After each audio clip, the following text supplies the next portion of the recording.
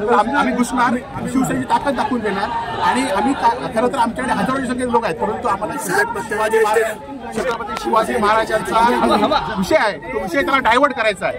आणि आम्हाला खरं तर स्मारकामध्ये ज्या प्रमाणात भ्रष्टाचार झालाय, ज्या प्रमाणात महाराष्ट्रामध्ये उद्रेक झालाय आणि त्या उद्रेक आता कुठेतरी दुसऱ्या गोष्टीकडे न्यायचा आहे. 15 आम्हाला खरं तर आदित्यजींचा आदेश आहे की तुम्ही शांततेत बसा, त्यांना जाऊन देईल, परंतु आता आम्ही 15 मिनिटात आदित्यजींचा सुद्धा आदेश मानणार नाही. आम्ही 15 मिनिटात जर पोलिसांनी खाली नाही गेलो तर आम्ही पण या ठिकाणी घुसणार आणि आमची शिवसेनेची ताकद काय ते होऊन जाऊन दे, ताकद दाखवणार. एकीकडे संतापाची लाट आहे, एका ठिकाणी स्मारक कोसळते, मात्र दुसरीकडे अशा नाही का काढले जाते, कारण लक्ष दुसरीकडे विचलित करायला जाते. आता मी म्हणतोय की कालच्या जो मोदींचा दौरा होता त्या दौऱ्यामध्ये असंच मोदींच्या दौऱ्यामध्ये सुद्धा भाजपचे झेंडे घेऊन असेच नाचत होते आणि काल जेव्हा छत्रपतींचं स्मारक पडलं तेव्हा मात्र पाय लावून गप्प होते. आज हे नारायण राणे आज 3-4 दिवसात इथे आले.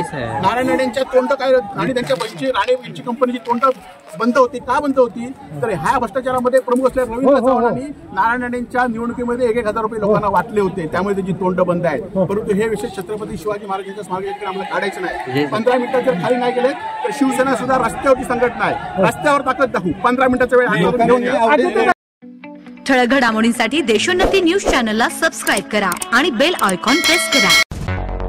मुंबई, पुणे, नागपूर, मराठवाडा असो का विदर्भ, राजकीय, सामाजिक, शैक्षणिक क्षेत्र असो का क्रीडा, सर्वच घडामोडीचे विश्लेषण पाहायला विसरू नका. फक्त देशोन्नती न्यूजवर.